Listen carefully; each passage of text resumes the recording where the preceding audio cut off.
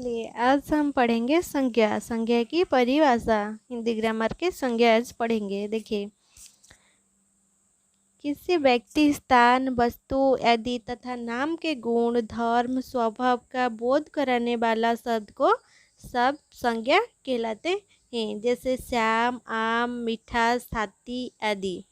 ठीक है, ये है संज्ञा का परिभाषा। किसी व्यक्ति और स्थान, वस्तु आदि तथा नाम के गुण, धर्म, स्वभाव का बोध कराने वाले शब्द को हम क्या कहते हैं? हम उसे संज्ञा कहते हैं।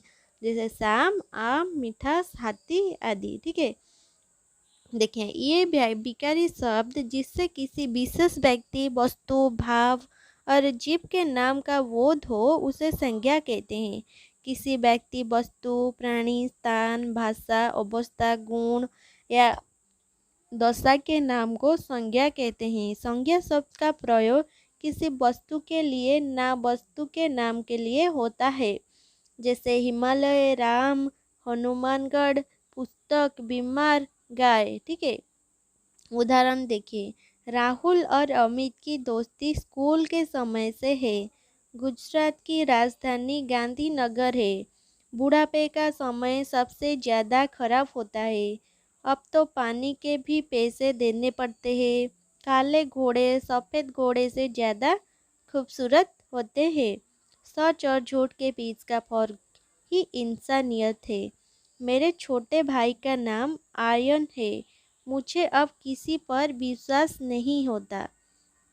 देखो संज्ञा के भेद। देखो, मूलयद संज्ञा के 3 भेद होते हैं। एक है व्यक्तिवाचक संज्ञा, दूसरा है भाववाचक संज्ञा और तीसरा है जातिवाचक संज्ञा। ठीक है, देखो तो परंतु अंग्रेजी व्याकरण के कारण कुछ विद्वान संज्ञा के दो भेद या प्रकार और मानते हैं। एक है द्रव्यवाचक संज्ञा, दूसरा है समूहवाचक या समुदायवाचक संज्ञा। ठीक है, देखते हैं। चलो व्यक्तिवाचक संज्ञा देखते हैं। व्यक्तिवाचक संज्ञा क्या है? देखिए, व्यक्तिवाचक संज्ञा के परिभाषा देखिए, किसी भी विशेष व्यक्ति, वस्तु या स्थान के नाम का बोध कराने वाली संज्ञा ही व्यक्तिवाचक संज्ञा कहलाती है। यानी व्यक्तिवाचक संज्ञा सभी व्यक्ति, वस्तु या स्थान की संपूर्ण जाति में से खास का नाम बताती है। देखिए, जैसे भारत, चीन, किताब, साइकिल क्या है? एक वस्तु का नाम है और चीन जो है वो एक स्थान का नाम है।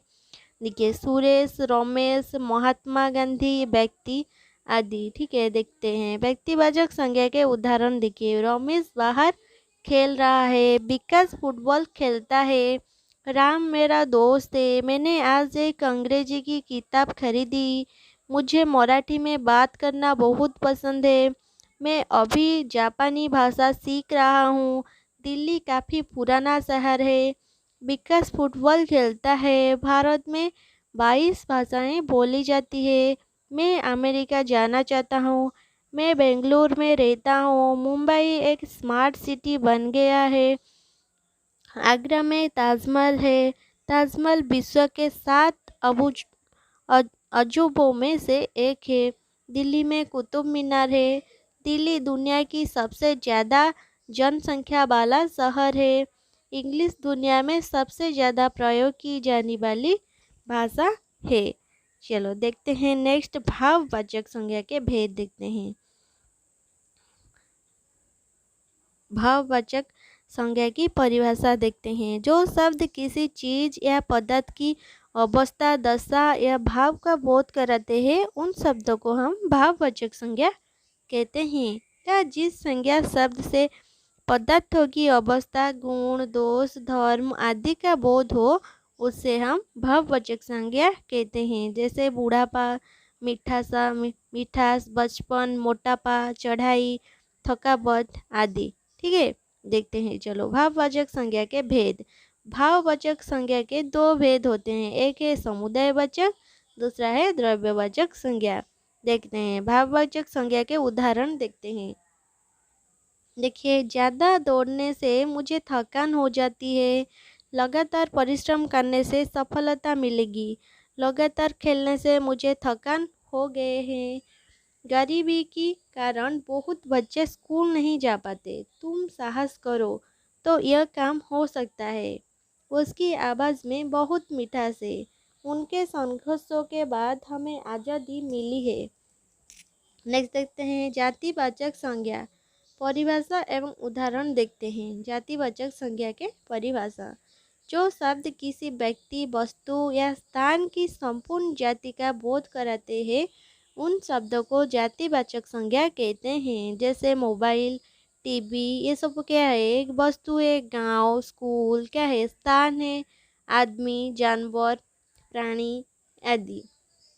देखिए जिस संज्ञा शब्द से उसकी संपूर्ण जाति का बोध हो उसे हम जातिवाचक संज्ञा कहते हैं। जैसे मनुष्य नदी नगर पर्वत पशु पक्षी लड़का कुत्ता गाय घोड़ा भैंस बकरी नारी गांव आदि ये सब क्या है जातिवाचक संज्ञा है।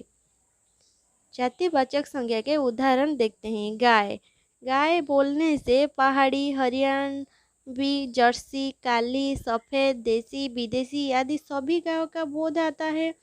अतः गाय जातिवाचक संज्ञा शब्द हुआ क्योंकि गाय जानवरों की एक जाति हुई। ठीक है नेक्स्ट देखते हैं। लड़का लड़का बोलने से सभी तरह के व सभी जगह के लड़कों को का बोध होता है। जैसे रामू सामू विकास आकाश पीटर मार्टिन डेनियल सिद्धू परमितर आदि क्योंकि मनुष्य जाति में लड़का एक खास अवस्था वाली जाति हुई। ठीक है नेक्स्ट देखते हैं। नदी नदी शब्द का प्रयोग करने पर हम विश्व की सभी नदियों का बोध होता है हुई। यह शब्द हमें किसी विशेष नदी जैसे गंगा का बोध ना कराकर सभी नदियाँ बोध करा रहा है।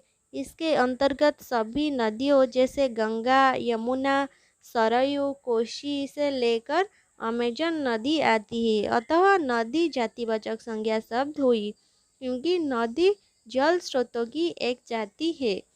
देखिए पहाड़ क्या है यह शब्द किसी एक विशेष पहाड़ का बोध ना कराकर दुनिया के सभी पहाड़ों का बोध करा रहा है। अतः पहाड़ों का एक जातिवाचक संज्ञा शब्द है। नेक्स्ट देखते हैं। शहर शहर एक स्थान सूचक जातिवाचक संज्ञा है। इसके अंतर्गत तमाम शहर आएगी जैसे दिल्ली कोलकाता चेन्नई मुंबई बेंगलुरु वाराणसी पटना कानपुर लखनऊ सभी।